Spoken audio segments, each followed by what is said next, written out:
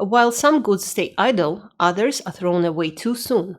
99% of the material content of goods becomes waste within 6 weeks.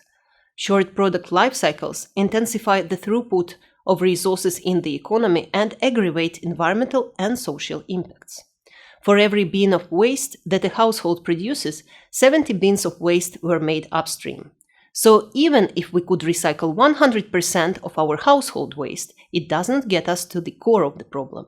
One of the reasons that products are thrown away is because they break down. And often the faults are minor, but the users are too reluctant to consider repair options due to low costs of a new good or a desire to get the latest model of a product instead.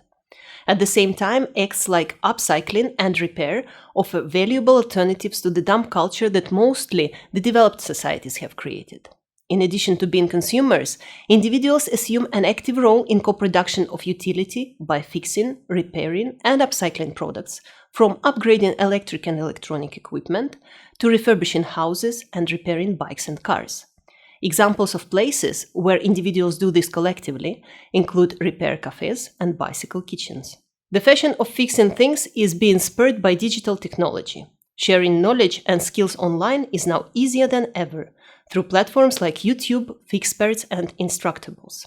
So individuals are actively co-creating production consumption systems with novel properties with the help of diverse stakeholders like startup businesses, municipalities, or social innovation hubs.